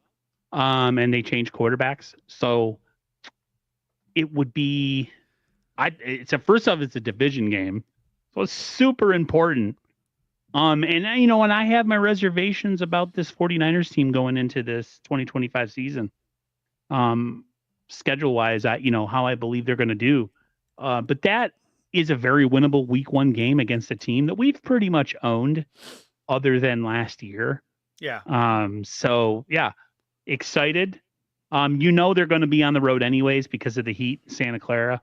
So that was no surprise. That's a divisional game week 1. There's already stakes involved. You got to win, win. Get up in the division, do it. But it's a game too, where it's like, hey, Brock, you got to show up week 1 and get it done. Like, this is not a game that they can show up to and just say, well, we lost. We didn't play very well. No, this is a divisional game. We're just getting our bearings. Like, no, we're just getting our bearings. Yeah. No. So far we have week 1. These are all rumored. Okay, this is not officially confirmed, but they're confirmed but not confirmed. Week 1 against Seattle on the road. Week 3 at home against the Cardinals. Week 4 at home against the Jaguars. Those are 2 winnable games for San Francisco. Yes, they are. Week 5, Thursday Night Football in LA against the Rams. Again, that's a winnable game. And then they play. They go from Thursday night and they go right into Sunday Night Football against at home against the Falcons. That's huge. And then week 9 at New York Giants. Week 10 at home against the Rams. And then week 12, Monday Night Football against the Panthers. So they're all winnable games. They're all winnable. This is going to be easy. This is going to be, but again, I'm going to be on this with is a Sterling case tonight. You're going to be surprised how many losses I give this team. But here's the thing. You'll be surprised about how many games they can win this season as long as they don't shoot themselves in the foot. Right. And that's the problem that they made last season is they kept making mistakes that cost them the game. It'll be a sign of what they are, though, Andre, if they have this easy schedule and they win a lot of close games. You're going to get a good feeling about if this team is ready to compete because there's a lot of new faces on defense. You're going into the beginning of the season without Brandon Ayuk. Christian McCaffrey's coming off a season where he barely played because of injury. George Kittle's getting up there in age. Brock Purdy's coming in with a new contract, hopefully by then. They have the potential to win a lot of games next year. And no one's going to give them a ton of credit if they do win those games because they're expected to. But in the same breath, you lose a lot of those games. It kind of tells you where you are as a squad when you go up against real competition. So in a way, damned if you do, damned if you don't. But those are like all those divisional games other than the Rams. I think the Rams is a 50-50 split. I think right now on paper, they're a better team than the 49ers by far. I know a lot of people are like, oh, I don't think so. It's still the Rams. No, they still have McVay and they have Stafford. They're a pretty damn good team. So we'll, dude, I can't wait. I want to see the full schedule. I can't wait for tonight, but man, we'll see, bro. Right? We'll see.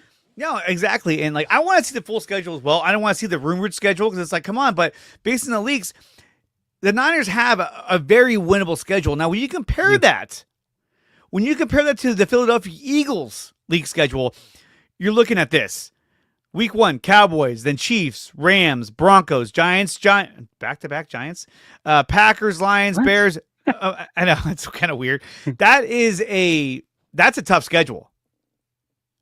Especially leading off with Cowboys, Chiefs, Rams, and Broncos. Lions are good. But you won the Super Bowl, you're going to get a tougher schedule. And we all know that always happens with Super Bowl winning teams, that they get the toughest schedule. Obviously, for the Niners, they did not because they didn't make the playoffs. So that's going to benefit them this season. It also gives them that opportunity to say, hey, look, we're going to jettison all these players on defense. We're going to bring in a whole bunch of new guys, young guys, and we're going against an easier schedule. We can make this work, and we can be competitive while these guys are developing at the same time. I'm really excited about the Michael Williams, CJ West, and Alfred Collins, Joey Bosa, Nick Bosa defensive line. I think this defensive line is going to be so good against the run. And that's the one thing that killed them all year last year. So I think against the run, there's we're players solid. out there in free agency that they could add on to this defense. There is. I don't think they're going to add many, though. That's the thing. No. I think. I don't know. Was it you that did the reaction to the Jadeveon Clowney news? I'm trying to figure. I follow so many. That was Sterling did that. I didn't do one of those videos because I don't think they're going to sign him. No, I don't think they are either. No, I mean, he's look, kind of a toxic player. And he is. He's always hurt. He's always hurt. There's a reason why he's a traveling merchant in the NFL where he's constantly from team to team. Like, he doesn't stick anywhere. He's name value. He's name value. Like, man, imagine Clowney with Bosa, and then they play together, and it's like, wow. It doesn't do anything. And he's a former number one overall pick, so he has that, in his back pocket. Like, well, I'm a number one overall pick at NC State. I'm a monster. But he's not really. He's had some good years. He's had 9 sack years. Gun for hire. Yeah. Muscle for hire. But when they hire him, he doesn't do anything. He just takes the money and then is like, I'm out. Oh, 6 games? I'm going to be out with injury? All right, see ya. Like, it's, yeah. I would go with a lesser known guy who's got a lot more youth, who can be molded by a guy like a Saleh. But for me, it's tough to look at their schedule, their rumored release schedule, and say, are they going to win these games? Because to be honest, we haven't seen this offense or defense perform whatsoever. And so we know the offense is going to be, I would say, be very similar to what we saw in previous seasons. Granted, we're going to have Juwan Jennings as receiver number 1, Pearsall as receiver number 2. We know Demarcus Robinson is going to get suspended for the first 2 or 3 games. Yeah, that's the rumor. I think Isaiah Nayer could be a guy that comes into play where he could be what Juwan Jennings was when he first came in the league, where he's a taller receiver, but he has more speed than Jennings does, so he could help stretch the field. Jacob Cowing. I don't know what we're going to get at Jacob Cowing. I don't know if he's going to be a receiver that comes in and makes a huge difference. He might just be a guy that barely gets to see the field again, because last year, all we saw him do kick returns. And even that, I didn't think he was very good at. But now they drafted that guy out of Montana State. to be their new punt returner. And I think that's where he's going to fit in nicely. But when you look at week 1 against Seattle, Seattle had a really good draft. They got a lot of guys that I liked. Nicky Emanwari, who's going to be their safety. That guy's a stud. And they were able to get Gray Zabel. They got a lot of good guys. They had a good draft. So I think they're going to be competitive next season. But I think with our experience, you're going up against Sam Darnold, who's on a new team now. I think the Niners can get this win, and I do think the Niners start the season 1-0. I think we beat Seattle in Seattle because it's a do or die game. Like you got to win that game. You can't go in there and lose and set a bad tone for your entire season. I wonder, though, Andre, internally what the 49ers' expectations are of themselves, what Jed's expectations. We're looking at this as like, okay, they got this young roster, but they got this winnable schedule. They can definitely make the playoffs. And are we overcompensating or are we overstating this team exactly how good they are? Does this front office and these coaches and everybody maybe look at this as a step down year again before, returning to the fray next year? Because early on when John and Kyle took over those first 2 years, I mean, we got excited as fans, but that team was nowhere near talent-wise where they needed to be to win games. So it's going to be tough to really know the answer to that until we play 4, 5, 6 games. If this team is competing for a championship this year, or this team is rebuilding something to compete for a championship in the next upcoming couple seasons. People say the window's closed. I would say it's true. The previous window with the players that were here before, they closed. They're gone. They're not here anymore. But that doesn't mean it can't reopen because they still got a lot of the core pieces still here. So, yeah, I'm wondering in my own brain as a fan what they have expectation wise in the building, as opposed to us fans who automatically see a schedule where we can win 12 games and we're like, oh, we got this. We're going to be a wild card team, or we can get the 1 seed. And then inside the building, they're like, well, if we win 9 games this year, it's, I don't know. I really have no idea. And it's kind of a weird thing to talk about, but this team really took a lot of losses in the offseason. They didn't sign any free agents worth a damn. They didn't want to spend any money. And now everything is based on a bunch of rookies who we don't know if they're going to be any good. And if they are good, maybe they're not good this year. Maybe it takes a while. Like, I personally think, and this is why I think the Niners might lose some games that we think they're going to win. I personally think the defense will be a liability early on just because of the lack of cohesion and the lack of being a team that has played together over the last 5 or 6 years. See, I don't think so. I honestly, I believe that, you look at our corners, we have Renardo Green and Deommodore Lenoir. They're going to lock shit down on the left and right sides. We have options at our nickel corner with Upton Stout, now with Derek Canteen, and whoever else they want to bring in. You still got the other corner that they drafted. I'm blanking on his name. But so they got options there. I think where they're going to suffer the most is at safety with Malik Mustafa not being ready for week 1. If he comes back week 2, week 3, that's a big fucking deal to have Jair Brown and somebody else who you're going to sign off the street or convert from a corner to a safety to help cover in that secondary. The secondary is going to be an issue in terms of the safety position, but on defensive line. Sterling said that who's the guy we drafted? Ingle? Siegel, Marcus Siegel. Bad draft. He doesn't see him as a starter. No, that was a bad draft pick. That was bad. You think so? When they drafted Marquise Siegel, there were so many other players out there that were available. I don't even have the list in front of me, but I had a whole list of players that were available at that time. That was a horrible draft pick. I mean, he might be a good player. We'll see, and I hope he is a good player, but that was not the guy I would have taken at that spot. That wasn't even a guy I'd even scouted. I was like, who the fuck? What? Who's Marquise Siegel? I'm like, what are we doing here? When you get that reaction for people that have covered the draft or like follow the draft and scout players, that's when you're like, oh boy. Where was this? I was reach? like, why did they reach for this guy? I thought, what is going on here? I had a tweet that I put out that had a list of players that were still available that got drafted after Marquise Siegel. I could try and find it, but like, what's his name? Denzel Ward, corner out of Ohio State, was still out there. Chris Paul Jr., linebacker out of Ole Miss, was still out there. There were a lot of good players still available, and they took Marquise Siegel. I thought, what? Even Nick Martin. I love the draft pick of Nick Martin. I don't like where he got drafted. Because I'm like, wait a minute, hold on. You could have taken him in the following round, because after they took Nick Martin, there was a huge gap between the next linebacker that was drafted. And so they jumped the gun on that one because they really wanted him. And I get that, but I felt like that was not a roll of the dice like, hey, we can wait on this guy. No, they were too eager and they drafted Nick Martin, I thought, way too early. So, like I said, I like the pick. You know, I think he's going to be a really good player, but I just thought it was a little too early, and I thought Marquise Siegel was just a bad draft pick.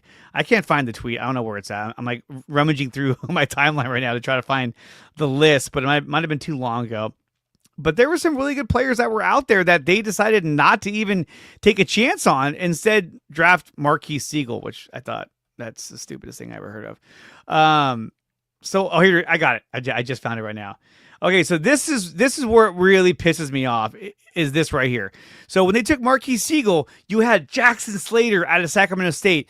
You had Zaw Frazier, cornerback. You had Miles Frazier, a guard at LSU. Why on earth would you not draft Miles Frazier? I love that guy. Chris Paul Jr., Jackson Hawes, Denzel Burke. These are all good prospects, and you took Marquise Siegel. It doesn't make any sense to me.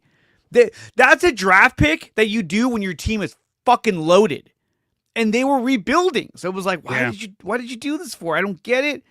I don't understand. You went as someone for your secondary. You had Zaw Frazier, you had Jordan Hancock, you had Denzel Burke. Instead, you went with Marquise Siegel, which was like, who? What? I don't get that one at all. That's where I started getting worried watching the draft. I was like, oh no, what are you doing? Stick to your big board if you have one. I don't know if you do, but oh my gosh. So then there's that. But so secondary wise, I think they're going to have some challenges, especially at the safety position. But defensive line, they rebuilt their entire defensive line, almost, except for Nick Bosa. So you got Bosa, Collins, CJ West, and you got Mykel Williams. Williams can also line up on the inside as well. You partner him with guys that they already have, like Yeturmo Gross-Matos, Jordan Elliott, Sam O. I still think there's some other guys they're going to bring in to help bolster up that defensive line, but getting all three of those guys was absolutely huge. Huge. I hope they all participate and have a chance to do good things this year. I really do. Well, I mean, you look at who was the guy that went to Cincinnati? Oh my God, I'm blanking on his name. A draft pick that everyone thought the Niners were going to take. He goes there. He's not even doing any workouts because he's like, I'm not going to do that until they sign a contract. Like, yep, I know you're talking about. His name is escaping me too. He character concerns that people talk about in the draft are real things, people. Absolutely. Shamar Stewart. I thought, I was like, oh man, I'm kind of glad we didn't get him. He still could be a good player. I mean, I'm not saying that that's going to make or break if he's a good player or not. But he was sitting out of all the practice drills because he was like, oh, I want my contract first. Like, oh, okay, cool, dude. Yeah, you're cool. But to go back to our point, I went off on a tangent there. I'm really sorry. Right. To go back to our point, I think the defense will be a surprise for the Niners. I think their corners are set, and their defensive line is going to be a huge issue for a lot of opposing teams trying to run the ball. And we saw last season, what did teams do against Niners? They ran directly up the middle, and they could not stop anybody. I always say this, like fucking you and I could have had positive yardage against that defensive line. It was pretty bad last year. It was pretty atrocious. And then look, offensive line, it's still going to be an issue for San Francisco. They did bring in some really good players. They signed some offensive linemen as well. They drafted a few of them late in the draft.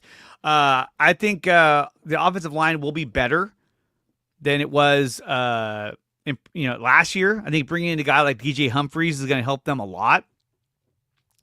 And I think that what's his name, Matt Hennessy is probably going to be your starter at guard or at center. Give me him at center and get Jake Brindle the F out of there. I hate Brindle so badly. As much as I want Hennessy in there, I can guarantee you they're probably going to put Jake Brindle back in there. But Ben Barch will get the start at guard. I think Spencer Burford will be his backup. They really go discount store on the offensive line, don't they, brother? I mean, McKivitz wasn't so bad. Like I said, he failed upwards. Upwards. I think he's better than McGlinchey, which doesn't say much. But you still got Dominic Pooney. You still got Trent Williams. So, I mean, you figure McKivitz is going to be a free agent after this year. When you look at what's his name? Mahoney or the guy who signed with the Chiefs. Jalen Moore. Thank you. Mahoney. I know. Jalen Moore got a fat contract. So you can guarantee that McKivitz, who started all last year and will likely start this year, is going to get a fat contract somewhere. Look at Aaron Banks. I don't know what footage the Packers were watching, but why would you sign that guy? He played so horrible last season. I was like, wow. Wow. Because free agency is all about overpaying.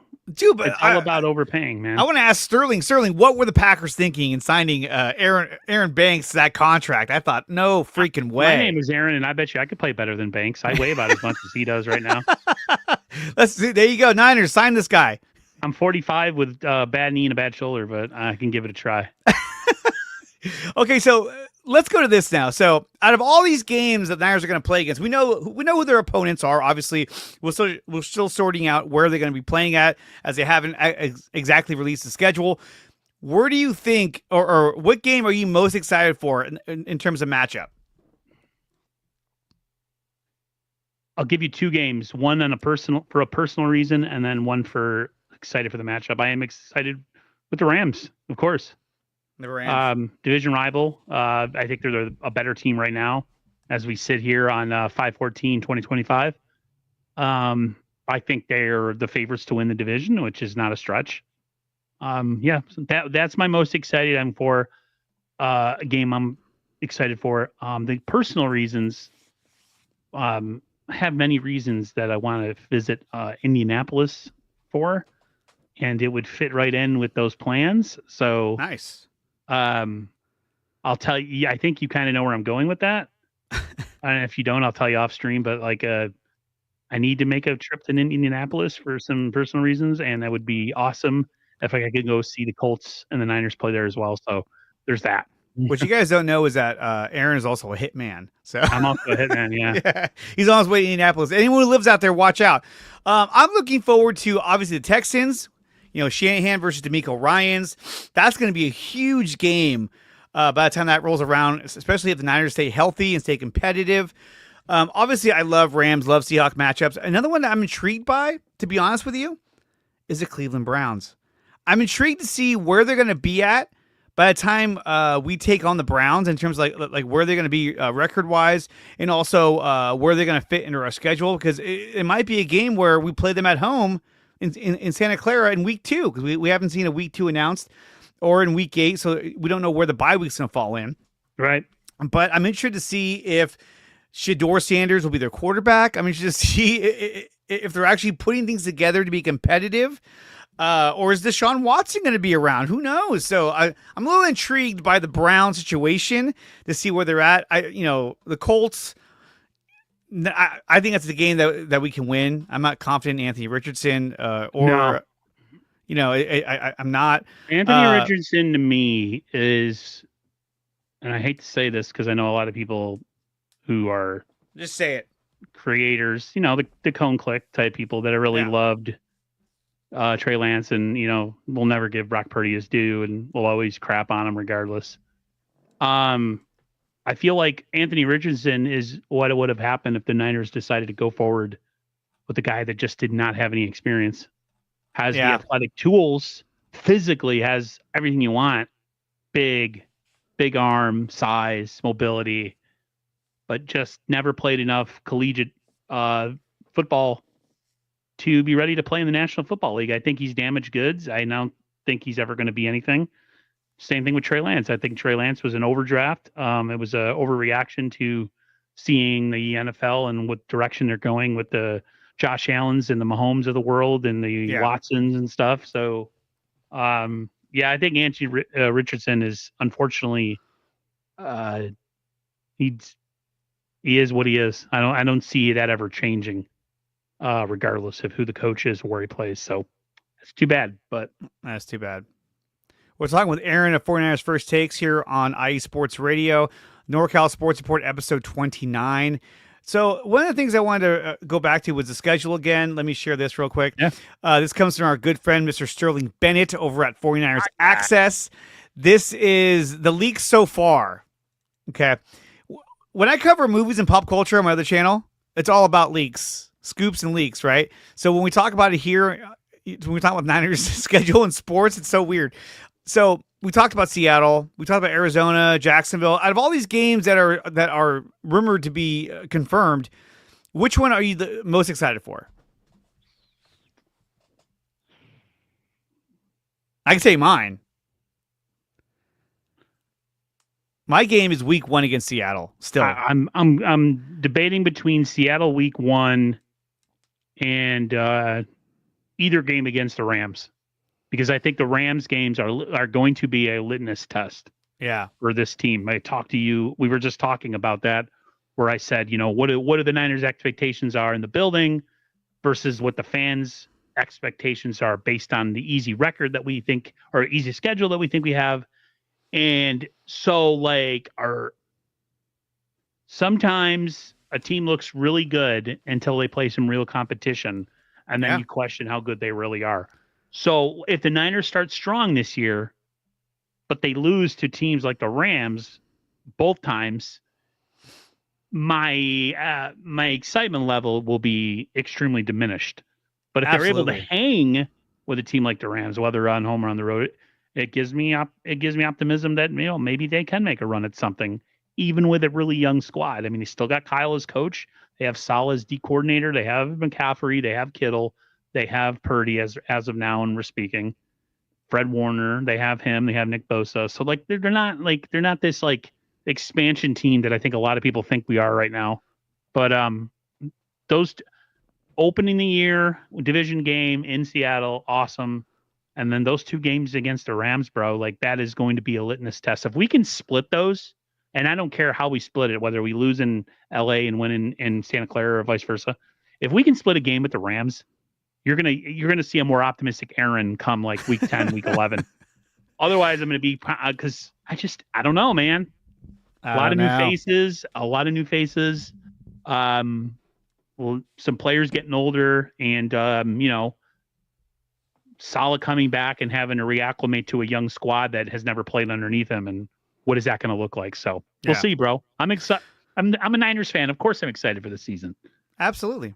And really, when you look at the dates in which you're playing, we're talking about the Rams in week 5 and in week 10. Those are 2 big weeks, 5 and 10, where you really got to show up. Those are going to be big games. Another talking about big games.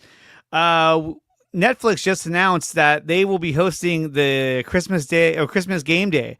So on Christmas, you're going to have Cowboys and Commanders in Washington, and also the Lions at Minnesota. That's going to be two really good matchups. Absolutely. I think the Commanders are going to whoop ass on the Cowboys, because who likes the Cowboys? And Lions and Vikings is going to be a good game. So I'm really excited to see those 2 games on Christmas. Hell yeah, dude. Good Christmas schedule. I don't want to think about that right now because it's freaking May and it's nice outside. It's nice outside, yeah. That's the only problem with football, bro, is we're talking about it and we're excited, and before you know it, training camp will be here. But that also means fall is coming and then winter. So the one thing last year that was really sad was,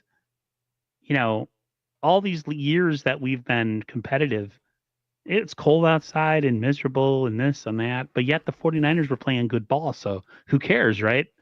I'm willing to have a miserable life outside of football, because at least my football team's doing really good. When your team sucks ass and it's in the middle of the winter, you're like, I can't wait for the season to be over in the summertime they hit. Yeah, no, absolutely. So I'm in this weird place where I'm excited for the season, but I'm good that I have to wait a little bit because I want to enjoy the nice weather. Because if they end up having another bad year and I'm trapped inside watching them and it's cold outside, I'm going to again be in the mindset of, geez, I wish it was summertime again. So like, I'm excited. I'm intrigued. My realism with the team is a lot. People are going to call me negative. One of your followers in the here says that he likes that my honesty. I'm just being realistic how I think this team's going to do next year. I think they're going to, there's going to be some games where we think they're going to win and they might lose just based on defense and stuff like that, or maybe a lack of experience. But I'm looking forward to it. I can't wait. Absolutely. No, I'm so psyched for this. And we got an update. It looks like another schedule leak. The 49ers will now host the Seattle Seahawks week 18 at home, meaning we're going to see them week 1 and then week 18. This could be a matchup that depicts who's going to win the division. That's the buzzer. That's going to be crazy. You like that? I thought I said like a bad word and you were like censoring me. I didn't have anything else that was like, I guess I could have done this. Not really. We know. Oh, how about this one? Maybe not. But they're going to play Seattle in week 18. That's going to be a huge game that could decide who's going to the playoffs and who's not. Who's going to win the division and who's not. Who's going to get a home field advantage. Where else would you rather have a week 18 game going to Seattle Seahawks? So. And then we're also going to host, it says on week 15, we'll be hosting the Titans. Cam Ward and his new Titans are going to be heading into town on week 15. Are they going to be a good team? They're going to be a bad team? And the Niners going to overlook them? Are the Niners going to be the underdog in this game? We don't know. It's going to be interesting. I mean, the first week we play the Rams. The first time we play them, it will be week 5. And it's going to be Thursday Night Football. That's going to be nuts. It's going to be tough. Those are one of those games where, Brock has a bad game. Everyone's going to pee their pajamas over it and be like, oh, see you. But then if he has a good game, they'll say, oh, it's because he has a bunch of weapons. We also got an update, too, that CJ West and Alfred Collins have changed their numbers. Alfred Collins is now wearing number 95, and CJ West has moved from 50 to 99. So there goes. How about just get on the field and start practicing, mister? I know. No, and kidding. Yes, Bebop Jones announces Ravens have extended Derrick Henry for 2 more years. I saw that. I still kind of feel like I feel like Derrick Henry is like putting snow tires on a sports car. It's like he's just a big bruising back and he's just slow. So I don't know. And we'll see. Do you want to tackle him? I don't want to tackle him. Hell no. Yeah, and we'll see. And also, I mean, again, Brock Purdy has not been extended. We'll see when that even gets done. If it gets done during this season, they're talking like it's going to happen any day now. But the fact that he's already in the facility and working with the players, that's great. Right. He's doing things in good faith, which always bodes well. Like with the Hendrickson thing with the Bengals, he's there, but he doesn't have any ill will towards the organization. He understands the negotiation part. So, I mean, we could be the Bengals who just don't want to pay Hendrickson at all. The Niners want to pay Brock Purdy. They just want to make it a fair deal. I'm just getting sick and tired of people posting the nothing updates. Oh, I know. Word is that Brock Purdy and the Niners have had positive talks about a contract. They look to get it done soon. Yeah. Right. It's the same thing. No shit. It's the same thing. And it's even people that I love, people that I follow that I'm friends with offline. I even tell them like, bro, stop reporting this trash. But he has to because it's his page. He needs the clicks, right? Like he does it for news. So I can't stop him from doing it. But at the same time, like I'll message him like, geez, bro. Like struggling for some interaction right now. Like what's happening? As content creators, you do what you got to do, but just watch out for that. But Aaron, I want to say thank you for coming on here and talking 49ers like we always do. We'll do it again real soon, and especially as we get closer and closer to the 49ers 2025 season. Aaron, where can everyone find you and all your content? Right on the channel, 49ers First Takes. It's just type that in the search bar and you'll be directed to my channel. I'm actually streaming tonight with Sterling Bennett. 9 p.m. Eastern. We're going to break down the schedule. Little wins, just pretty much predicting wins and losses, that kind of stuff. Like I said, people are going to be surprised some of the losses I'm going to give this team because, like I said here with you, Dre, like young team, inexperienced, and like I said, my opinion might change during the season based on how we do against better competition. So, but I'm just going based on what I think now here in May. So right. Stay tuned for that 9 p.m. Eastern on my channel tonight. I hope you guys can make it. There we go. All right, Aaron, we'll catch up next time. And thank you for coming on, man. I really appreciate it. Thank you. Thanks for having me on, brother. Absolutely. Guys, that's going to do it for the show. I want to thank everyone who came out today. I want to thank Aaron for pointing out his first takes. I want to thank my good friend Drew Foerder for coming out and talking Golden State Warriors and San Francisco Giants. Big time. Warriors got a huge game tonight against Minnesota. Can Jimmy Butler and the Warriors extend the series and force a Game 6 in San Francisco? The Giants get ready to play right now. They started 6 minutes ago, so we'll check that out. Niners got more work to do as they head into the season. I want to thank Larry B, Jen B, and also Angela for being great leaders for IE Sports Radio. If you want to see broken down clips and smaller segments of this broadcast, tune into the Dre Area Sports Show. I'll be dropping videos all throughout the week from this broadcast, and if I go live again, maybe this week on Friday. Warriors, it's do or die, and they got to get it done. There is no choice. Win or go home. And we'll see what happens tonight. Guys, thank you for listening to NorCal Sports Report, episode 29 on IE Sports Radio, your direct feed for all that is sports. We'll see you next week.